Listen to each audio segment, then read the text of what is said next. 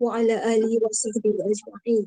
Allahumma salli ala Sayyidina Muhammad wa ala alihi wa sahbihi wa barik wa sallim. Assalamualaikum warahmatullahi wabarakatuh. Salam sejahtera dan selamat datang ke majlis meraih keberkatan dengan Al-Quran, anjuran Kelab Sahabat Pecinta Al-Quran yang dihormati Al-Fadhil Ustaz Muhammad Nazri Mustaqim, Imam Masjid Negara serta para jemaah sahabat pecinta Al-Quran muslimin muslimat yang dirahmati Allah sekalian. Saya Zaihan, moderator anda pada petang ini. Diingatkan para jemaah sekalian untuk menjaga adab sopan dengan menutup aurat serta berada di dalam keadaan wuduk walaupun kita berada di dalam majlis secara maya bagi meraih keberkatannya. Ikhlaskan dan betulkan niat kita untuk sama-sama mencari redha dan rahmat daripada Allah Subhanahu Wa Taala. Pastikan mic di mute atau di offkan dan pastikan kamera dalam keadaan tertutup agar tiada sebarang gangguan bunyi dan suara semasa majlis sedang berlangsung.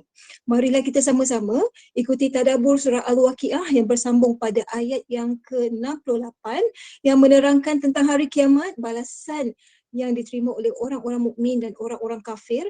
Diterangkan juga penciptaan manusia, tumbuh-tumbuhan dan api sebagai bukti kekuasaan Allah Subhanahu Wa Taala dan adanya hari kebangkitan. Sebelum memulakan majlis, mohon Ustaz bacakan surah Al-Waqiah muka surat 534 sebagai rutin bacaan kita setiap petang. Semoga Allah Subhanahu Wa Taala menjauhkan kita semua dari kefakiran dunia dan akhirat insya-Allah. Tanpa melengahkan masa lagi, saya serahkan majlis petang ini kepada Al-Fadhil Ustaz. Dengan segala hormatnya, dipersilakan Ustaz. أعوذ بالله من الشيطان الرجيم بسم الله الرحمن الرحيم إذا وقعت الواقعة ليس لوقعتها كاذبة خافضة رافعة إذا رجت الأرض رجا وبست الجبال بسا فكانت هباء منبثا وكنتم أزواجا ثلاثة فأصحاب الميمنة ما أصحاب الميمنة وأصحاب المشأمة ما أصحاب المشأمة والسابقون السابقون أولئك المقربون في جنات النعيم ثلة من الأولين وقليل من الآخرين على سرر موضونة متكئين عليها متقابلين يطوف عليهم ولدان مخلدون بأكواب وأباريق وكأس من معين لا يصدعون عنها ولا ينزفون وفاكهة مما يتخيرون ولحم طير مما يشتهون وحور عين كأمثال اللؤلؤ المكنون جزاء بما كانوا يعملون لا يسمعون فيها لغوا ولا تأثيما إلا قيلا سلاما سلاما فأصحاب اليمين ما أصحاب اليمين في سدر مخضود وطلح منضود وظل ممدود وماء مسكوب وفاكهة كثيرة لا مقطوعة ولا ممنوعة وفرش مرفوعة إنا أنشأناهن إنشاء فجعلناهن أبكارا عربا أترابا لأصحاب اليمين ثلة من الأولين وثلة من الآخرين وأصحاب الشمال ما أصحاب الشمال في سموم وحميم وظل من يحموم لا بارد ولا كريم إنهم كانوا قبل ذلك مترفين وكانوا يصرون على الحنث العظيم وكانوا يقولون أإذا متنا وكنا ترابا وعظاما أإنا لمبعوثون أو آباؤنا الأولون قل إن الأولين والآخرين لمجموعون إلى ميقات يوم معلوم ثم إنكم أيها الضالون المكذبون لآكلون من شجر من زقوم فمالئون منها البطون فشاربون عليه من الحميم فشاربون شرب الهيم هذا نزلهم يوم الدين نحن خلقناكم فلولا تصدقون أفرأيتم ما تمنون أأنتم تخلقونه أم نحن الخالقون نحن قدرنا بينكم الموت وما نحن بمسبوقين على أن نبدل أمثالكم وننشئكم فيما لا تعلمون ولقد علمتم النشأة الأولى فلولا تذكرون أفرأيتم ما تحرثون أأنتم تزرعونه أم نحن الزارعون لو نشاء لجعلناه حطاما فظلتم تفكهون إنا لمغرمون بل نحن محرومون أفرأيتم الماء الذي تشربون أأنتم أنزلتموه من المزن أم نحن المنزلون لو نشاء جعلناه أجاجا فلولا تشكرون أفرأيتم النار التي تورون أأنتم أنشأتم شجرتها أم نحن المنشئون نحن جعلناها تذكرة ومتاعا للمقوين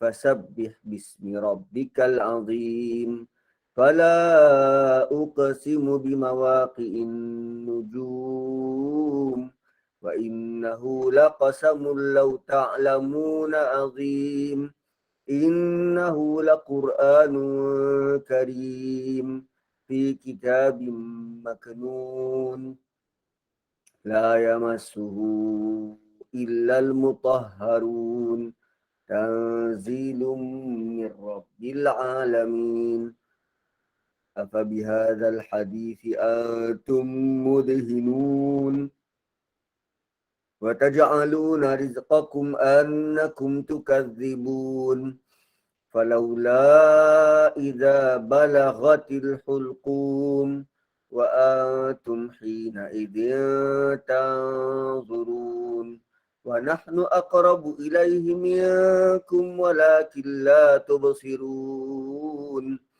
فلولا إن كنتم غير مدينين ترجعونها إن كنتم صادقين فأما إن كان من المقربين فروح وريحان وجنة نعيم وأما إن كان من أصحاب اليمين فسلام لك من أصحاب اليمين وأما إن كان من المكذبين الضالين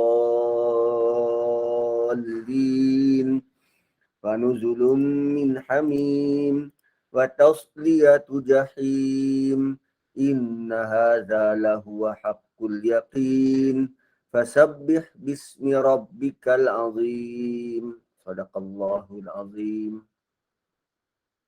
Auzubillahi minasyaitonirrajim. Bismillahirrahmanirrahim.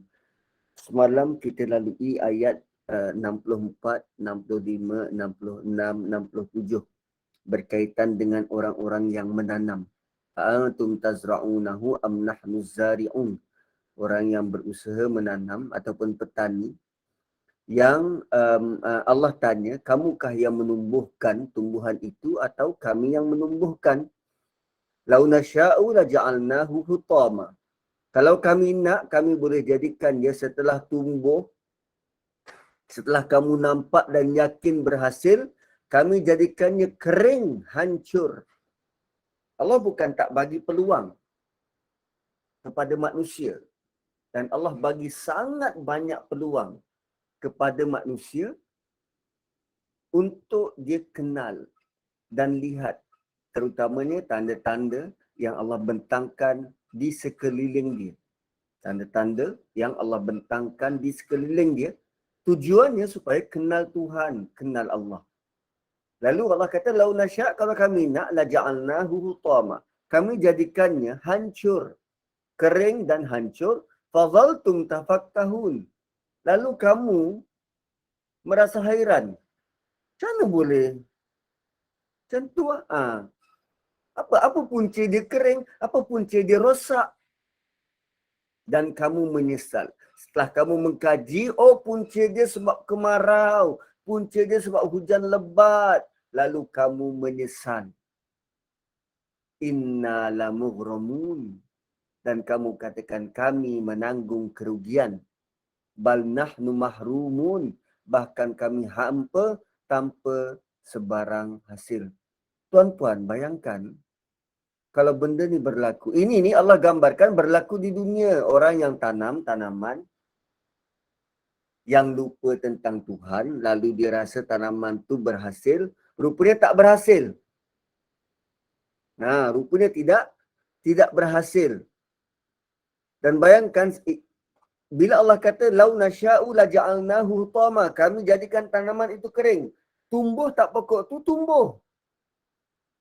Cuba tengok kehidupan dunia kita ni. Kita buat itu jadi, buat ini jadi, kerja itu jadi, kerja ini jadi, dapat hasil. Dan tiba-tiba dekat kemuncak kejayaan,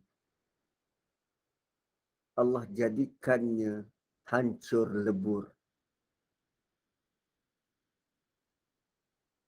Kerana waktu dia berjaya tu dia tak ingat Tuhan pun. Allah jadikannya hancur lebur. Lalu kita tertanya-tanya dalam keadaan hairan, macam mana boleh rugi? Dan bila kita di hadapan Allah di akhirat, maka kita kata sungguh kami sangat rugi. Bal nahnu mahrumun. Dan kami tak dapat apa-apa. Dalam sebuah hadis Nabi sebut tentang, Nabi bertanya pada sahabat, tahukah kamu siapa orang yang bankrupt? Siapa orang yang bankrupt? Atau apa itu bankrupt? Maka para sahabat jawab, Allah dan Rasulnya yang lebih tahu. Maka Nabi terangkan, orang yang bankrupt itu ialah orang yang dia banyak buat kebaikan. Dia kumpul sebanyak mungkin pahala dan ganjaran. Tapi kerana dia gagal jaga mulut,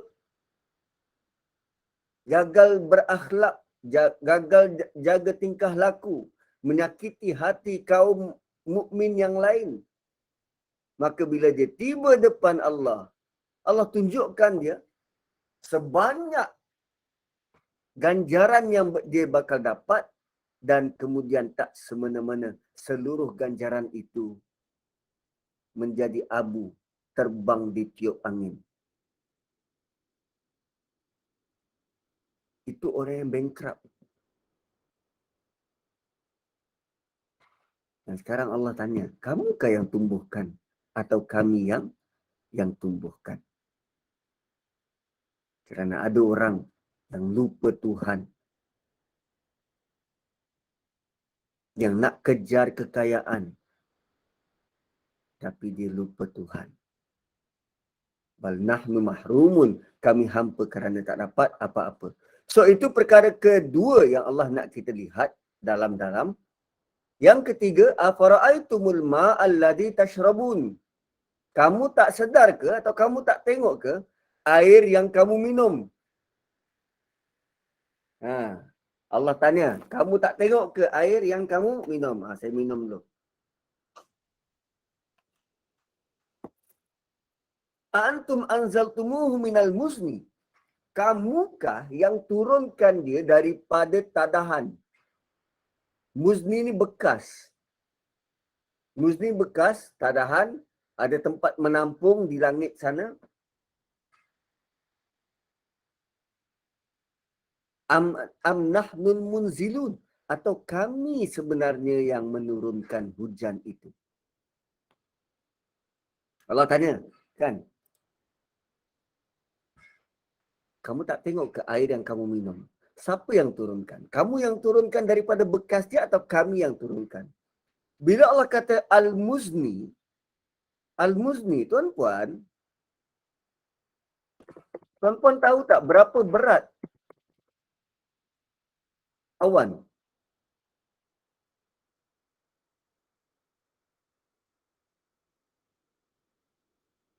Berapa berat awan tu? Pernah timbang?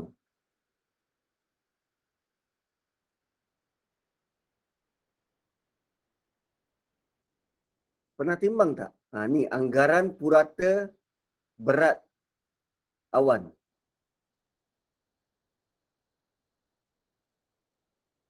Anggaran purata berat awan.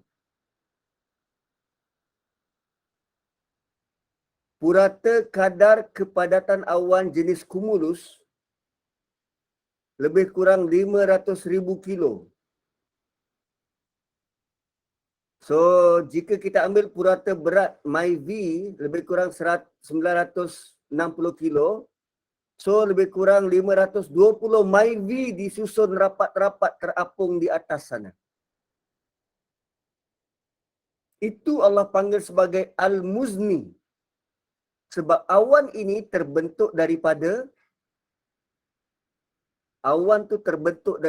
titisan-titisan air yang berkumpul, berhimpun di atas sana. Kita nampak awan tu titis air tu. Itu Al-Muzni. Dan Allah tanya, siapa yang boleh turunkan air tu? Air dah ada ke atas. Siapa boleh turunkan?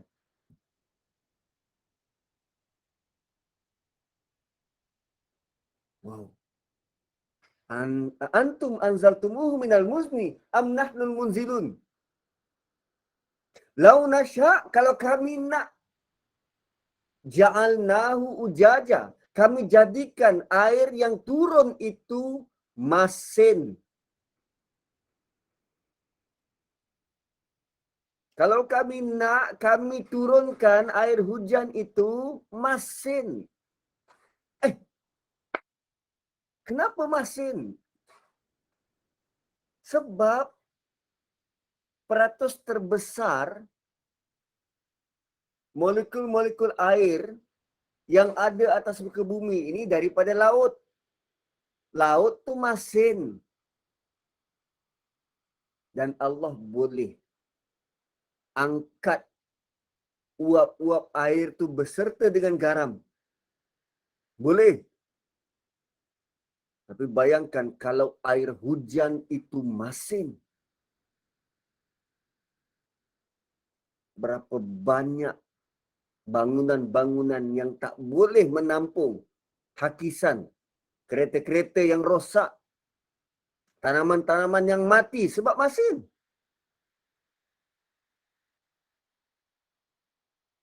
Kalau kami nak, kami jadikan air tu masin. Sanggup? Falau la tashkurun. Kenapa korang tak bersyukur? Kan baik kalau korang bersyukur. Wow, tuan-tuan. Simple je 3 ayat. Allah suruh tengok air. Air yang kita minum. Kamukah yang turunkan? Atau kami yang turunkan? Kalau kami nak, kami jadikan air hujan itu masin. Kalau la tashkurun. Kamu tak fikir ke? Kamu tak bersyukur ke? Dan yang keempat. Afara'aitumun nar allati turun. Kamu tak tengok ke api yang kamu hasilkan? Kamu tak tengok ke api yang kamu hasilkan? Kan dulu orang-orang Arab ni, cara dia nak hasilkan api, dia nak hidupkan api, bukan dengan lighter. Dia gesek turun tu menggesek macam tu. Nak hasilkan api. Tak pun dua batu di apa? Diketuk-ketuk. Afara'aitumun nara allati turun, tidakkah kamu melihat api yang kamu nyalakan, yang kamu sendiri gesekkan? Aantum ansya'tum syajarataha. Kamukah yang ansya'a ni maksudnya daripada kecil dijaga sampailah dia besar. Itu ansya'a. Kamukah yang menjaga pokok itu daripada kecil sampai dia membesar? Am nahnul munsyi'un, atau kami yang memeliharanya, menumbuhkannya? Kamu ke yang menumbuhkan pokok kayu itu? Syajarataha.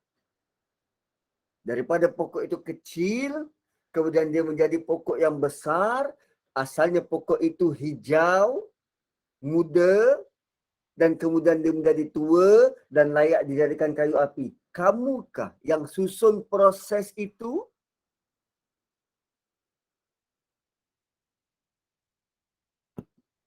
Atau kami yang menumbuhkan? Nahnu ja'alnaha. Kami jadikan api itu tazkiratan, sebagai peringatan. Api, kan ibu-ibu selalu bermain dengan api. Allah kata api itu sebagai peringatan. Kalau kita belajar sains, dalam sains, alam keliling kita ni, ciri-ciri, dia terbahagi kepada beberapa ciri-ciri. Antara dia pepejal, cecair atau wap. Pepejal, cecair atau wap. So pepejal ni macam apa, plastik ni, cecair tu air, wap ni wap air, udara yang kita sedut juga ada wap air. Tapi api tak tergolong dalam tiga benda ni. Api bukannya pepejal, api tidak keras. Api bukannya cecair, malah kalau kena air dia padam.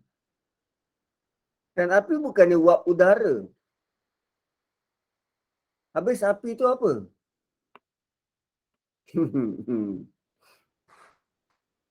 Api itu gabungan beberapa unsur. Dia ada unsur gas, dia ada unsur haba. Dia gabungan beberapa unsur. Bila Allah kata kami jadikan api itu sebagai peringatan, maka kita kena kaji api itu apa. Setiap apa yang Allah sebut, air, api, biji benih, air mani, semua tu tuan-puan, selepas daripada kelas, pergi cari maklumat-maklumat, dapatkan, ambil tahu, tanya anak, tolong terangkan pada ibu, apa yang engkau tahu tentang air. Dan lazim Allah datangkan contoh-contoh dalam Quran, air turun, menuburkan bumi. Apa lagi yang turun dari langit? Quran ini turun dari langit. Menghidupkan hati. Kalau air itu hidupkan bumi yang mati, maka Quran yang turun dari langit boleh menghidupkan hati yang mati. Kalau kita boleh berkempen minum sekurang-kurangnya 12 gelas air sehari, maka kita juga wajar berkempen sekurang-kurangnya kita perlu 12 dos bacaan Quran sehari. Seperti mana badan kita perlu air, hati kita perlu Quran. Sebanyak mana air yang kita perlu untuk badan, sebanyak itu juga suntikan-suntikan Quran yang kita perlu untuk hati kita. Afara'aitumul ma'a alladhi tashrabun. Kamu tak tengok ke air yang kamu minum? Sama macam api, ja'alna tazkirah. Kami jadikannya sebagai peringatan.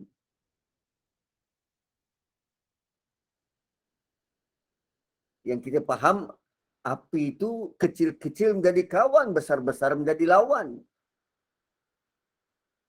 Tapi dekat neraka dah tak ada kecil besar. Wa mata'an lil muqwin. Dan dia menjadi alat kesenangan bagi orang-orang yang bermusafir. So, air dan api sangat berlaga. Tak boleh bertemu. Salah satunya akan tewas.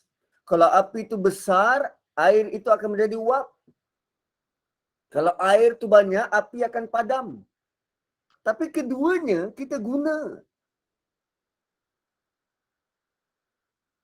Keduanya kita guna. Dan kita sangat perlu kepada keduanya. Air dan api. Api itu menghasilkan haba dan tenaga. Wow. So, begitulah pertanyaan-pertanyaan. Agar kita mula berfikir. Kita mula berfikir. Sebab bila kita mula berfikir, itu merupakan kekayaan sebenar. Kan selalunya kita apa nama? Kita melihat surah Kahfi ini. Surah Kahfi ini sebagai surah yang memastikan kita tidak fakir di dunia dan di akhirat. So, kefakiran sebenar adalah bila kita gagal untuk berfikir. Gagal untuk manfaatkan sumber yang ada. Itu fakir sebenar. Kita miskin. Miskin idea. Miskin akhlak.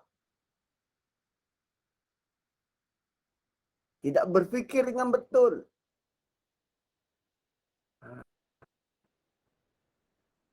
Kemudian Allah datangkan ayat. Fasabbih bismi rabbikal azim. Maka setelah kami tanya, datangkan soalan supaya kamu mengerti bertalu-talu. Bukan satu soalan, bukan dua soalan. 4 soalan. Bertalu-talu kepadamu. Maka orang-orang yang lalai, orang-orang yang beriman, fasabbih, bertasbihlah dengan nama Tuhanmu Al-Azim. Bertasbih dengan nama Tuhanmu Al-Azim. Bila kita bertasbih dengan nama Tuhan Al-Azim? Bila? Waktu rukuk. Subhana Rabbiyal Azim. Subhana Rabbiyal Azim. Apa yang kita rasa setelah kita ditanya 4 soalan ini? Kita sepatutnya makin kagum. Makin kagum dengan Allah. Semakin merasakan Allah itu Al-Jala, paling agung, paling besar, sempurna, dan sangat bijaksana, maha tahu, semua disediakan untuk kita. Itu yang kita perlu bawa. Emosi kekaguman, emosi keunggulan, itu yang kita perlu bawa waktu rukuk. Lantas kita ungkapkan fasabbih bismi rabbikal azim. Tiada yang lebih agung daripadamu ya Allah. Itu yang perlu kita bawa waktu rukuk. Perasaan tu hasil daripada pertanyaan bertalu-talu ni.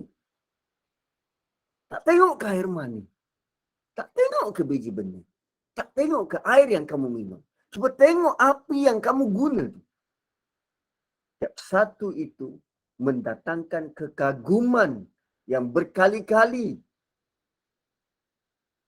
Sehingga akhirnya bila kita rukuk, kita benar-benar rukuk dengan ungkapan Subhana Rabbiyal Azim. Sebab rukuk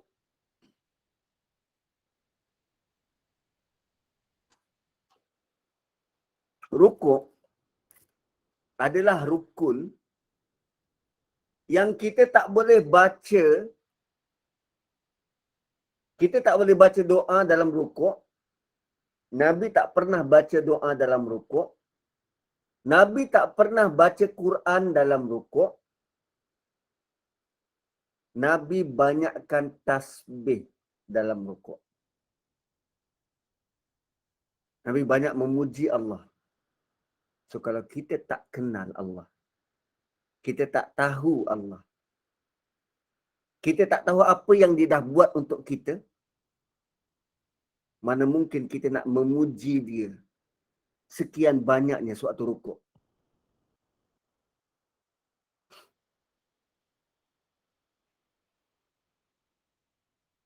So lepas ni tuan-puan, siapa-siapa yang ada Astro di rumah, rajin-rajinlah buka National Geographic. National Geographic. Siaran yang ditunjuk tentang alam. Kadang ada dia tunjuk tentang mega structure. Binaan-binaan besar yang manusia boleh buat. Tapi sangat ironi bila dia tunjuk binaan besar tu, kita nampak jauh di sana ada awan yang lebih besar dari binaan yang manusia bina. Yang manusia bangga dengannya, sedangkan awan yang Allah cipta terapung-apung di atas. Dan hari ini baru kita tahu berat dia lebih kurang 500 tan. 500,000 kilo bersamaan 500 tan.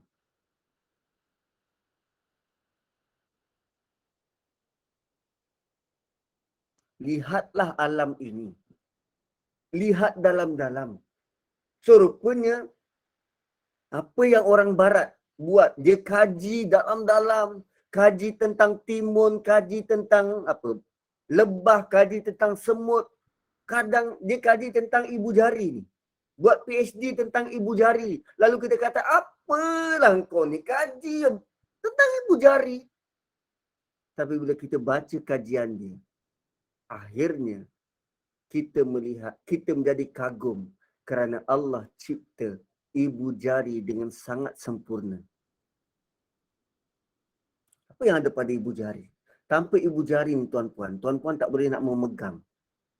Tak kuat nak memegang. Hanya dengan ibu jari. Nah, tu kena cari sendiri. Barulah bila kita rukuk dengan penuh makna. Bukan semata-mata nak habiskan Subhana Rabbil Azim, Subhana Rabbil Azim, Subhana Rabbil Azim.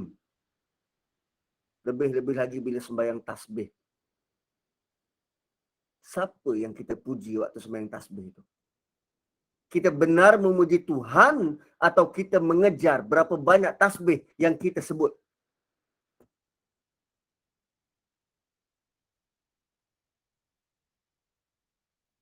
Kita sudah tak banyak masa. Jangan dikejar-kejar waktu nak buat ibadah. Asyik-asyik nak cepat, asyik-asyik nak cepat. Tu yang bercakap ni lah yang bercakap. Peringatan untuk kita bersama. Allah datangkan set of rules. Panduan yang begitu lengkap. Komprehensif. Apa yang kita nak rasakan sewaktu rukuk? Subhana Rabbiyal Azim. Next. Fala uqsimu bimawaqi'in nujum. Maka Allah bersumpah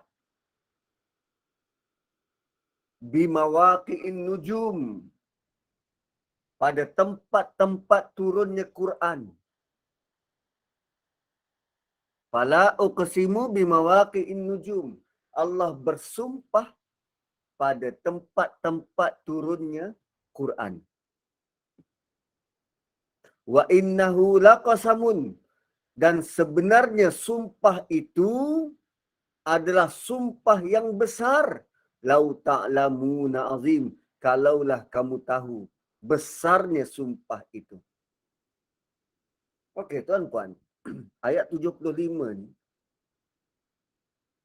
Ayat 75. Mawaqi'in nujum. Pertamanya ditranslate sebagai tempat turun Quran. Apa maksud tempat turun Quran? Ialah Quran ni kan turun beransur-ansur.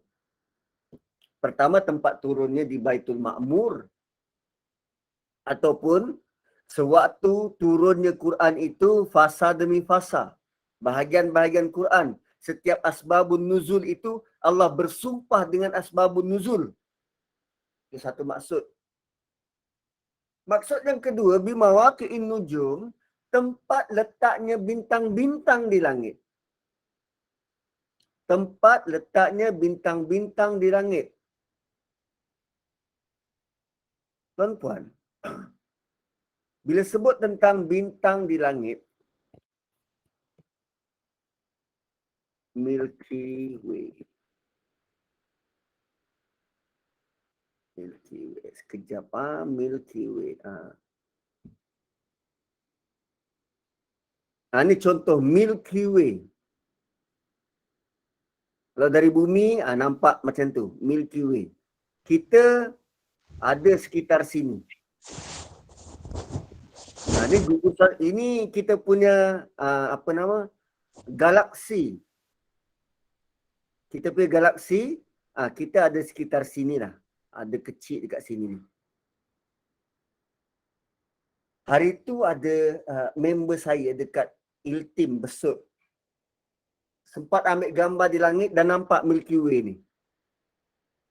Nampak Milky Way dan dia tunjuk kita orang, sekejap. Dia tunjuk kita orang tentang mana? Sekejap. Keluarga. Dia tunjuk gugusan bintang, nama macam corona macam tu lah. Corona, okey, ada dah nama dia tu. Corona Australis.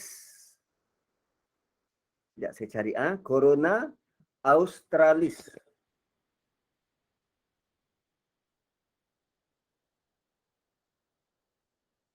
Ini. Dia betul-betul nampak dekat besut tu, betul-betul nampak gambar macam ni. Corona Australis ni. Ini bimawaqi'in nujum ni, tempat letak bintang-bintang. Tempat letak bintang-bintang. Kejap, siapa yang susun bintang macam ni?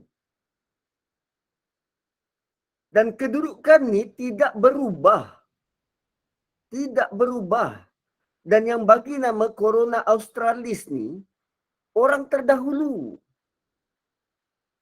Orang terdahulu. Sejak daripada zaman Greek. Zaman Greek ni ribuan tahun dulu. Dan bintang tu tak berubah sampai sekarang. Bintang tu tak berubah kedudukannya sampai sekarang. Bertahun-tahun dah kita bumi ni berputar keliling matahari. Tahun lepas sama, tahun ni sama, 2 tahun dulu sama. Kedudukan bintang tu. Dan Allah sedang bersumpah dengan kedudukan bintang. Bila Allah bersumpah tentang makhluk, kita kena perhati makhluk tu. Pasti ada sesuatu yang sangat besar yang Allah nak bagi tahu. Satu tentang bintang, satu tentang Quran. Lalu kenapa Allah bersumpah tentang dua benda ni? Satu ayat yang sama boleh diterjemah menjadi Quran dan boleh juga diterjemah menjadi bintang. Why? So dia dah tentu ada maksud besar. Jom kita buat perbandingan antara bintang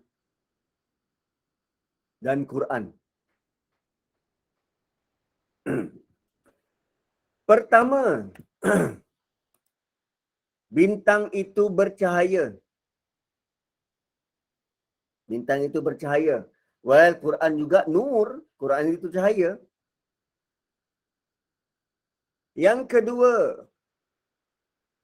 bintang itu digunakan untuk menunjuk arah. Bintang digunakan untuk menunjuk arah. Kan buruj. Kejap. Bintang.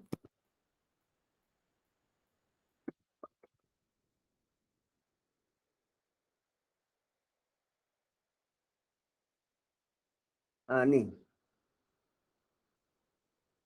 Bintang yang menunjukkan arah kiblat.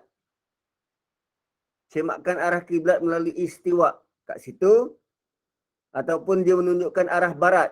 Ni. Bintang ni. Menunjukkan arah.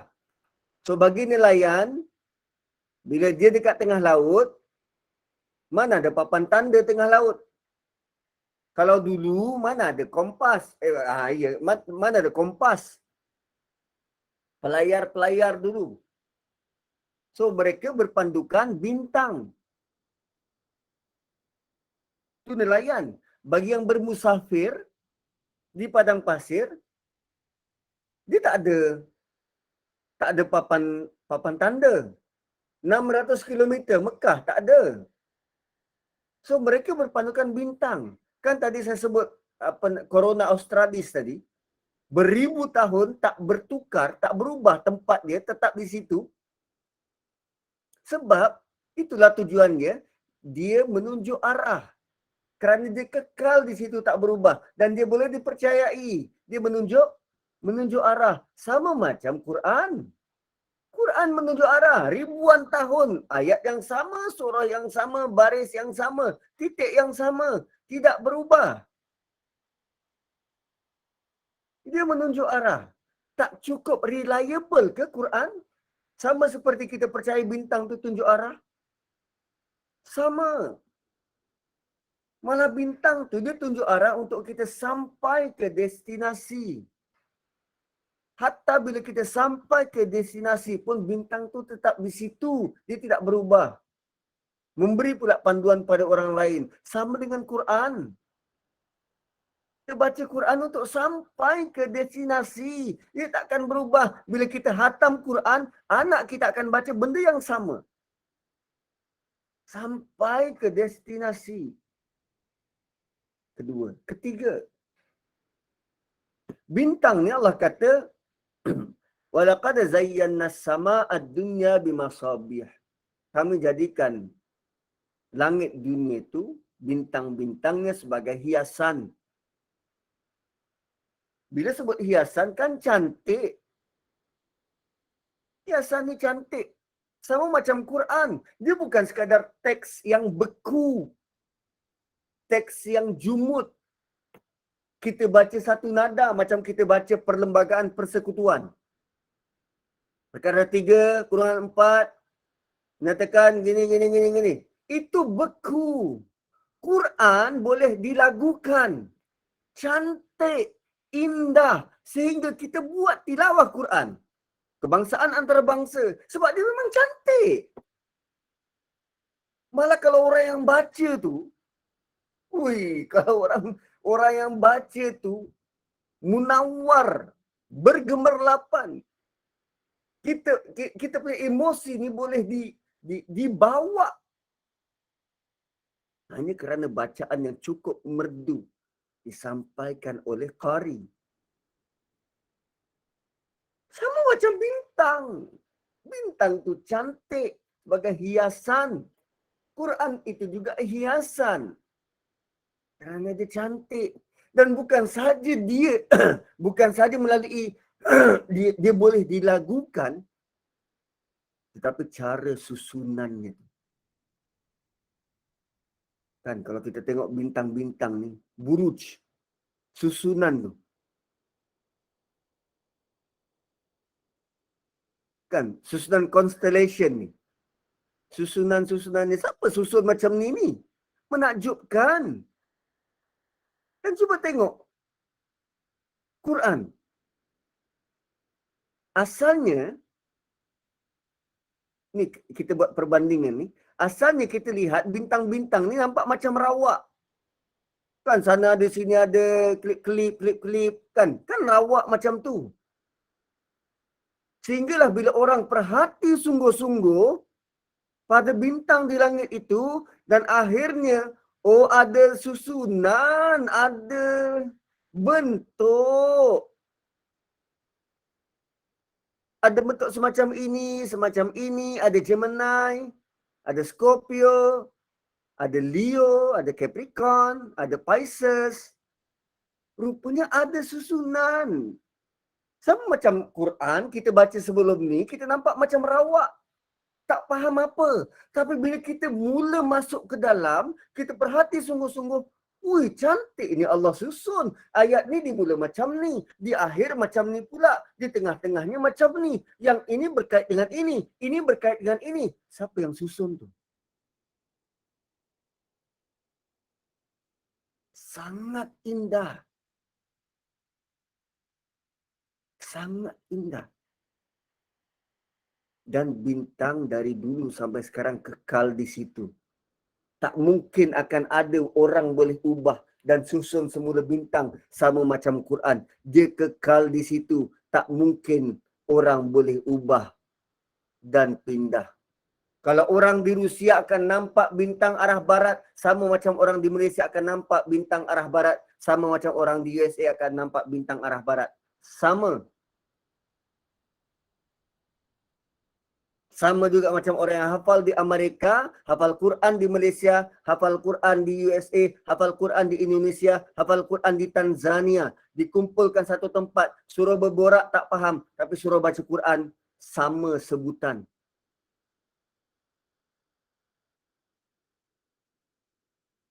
Itu hebatnya Quran.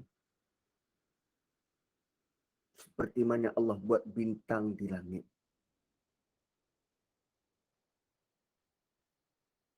So, masih lagi rasa Quran tidak relevan? Kita yang tak relevan.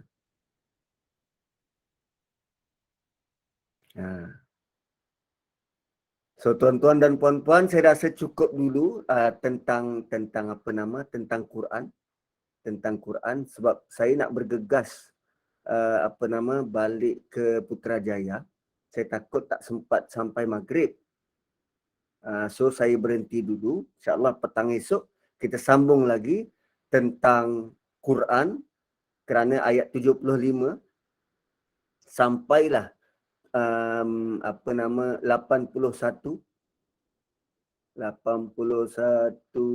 yes. Sampai 81 ni tentang Quran. Allah bersumpah tentang Quran. So, ini adalah tentang keagungan Quran. Tentang keagungan Quran. Dan yang pertamanya, Allah nak kita lihat bagaimana hubung kait antara bintang dan Quran. Sebagaimana indahnya kita nampak bintang, begitu juga indahnya kita nampak Quran. Dan bintang itu, lain orang memandang, lain yang dinampak. Lain pandang untuk dapatkan arah tuju. Orang musafir melihat bintang untuk dapatkan arah tuju. Tapi kalau saintis NASA melihat bintang, dia melihat dengan lebih dalam. Dia lebih nampak indahnya. Dia lebih menakjubkan. Seperti itu juga orang-orang yang baca Quran. Ada baca Quran semata-mata nak betulkan tajwid. Ada baca Quran semata-mata nak lagunya. Ada baca Quran nak baca tafsirnya. Ada baca Quran yang tadabbur. Ada pula ulama-ulama tafsir yang lebih melihat keindahannya. Yang kita lalu ni, ini baru permukaan. Kita belum melalui kehebatan kehebatan Quran sebenar tu. Tak, apa yang saya terangkan ini baru surface. Bila kita lalui pengalaman ulama tafsir, menafsirkan setiap satu ni, wow. Hebatannya tidak kunjung habis.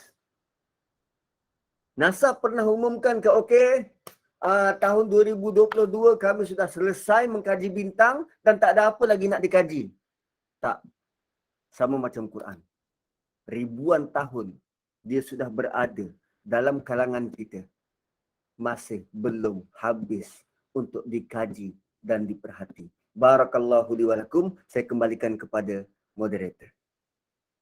Alhamdulillah, terima kasih Al-Fadil Ustaz Nazri Mustaqim dan semua sahabat pecinta Al-Quran. Semoga dengan perkongsian ilmu ini menjadikan kita semakin berilmu dan mendapat keberkatan daripada Allah Subhanahu Wa Taala. Terima kasih sekali lagi atas kesudian Ustaz membimbing kami dan didoakan agar Ustaz sentiasa dalam peliharaan Allah Subhanahu Wa Taala, dan saya mewakili pihak pengurusan memohon maaf atas kesilapan teknikal dan salah bicara dalam mengendalikan majlis petang ini. Segala yang baik itu datang hanya dari Allah dan segala kekurangan dan kelemahan itu datang dari diri saya sendiri. Sebelum saya menutup majlis, jangan lupa temu janji kita pada pukul 8 malam ini.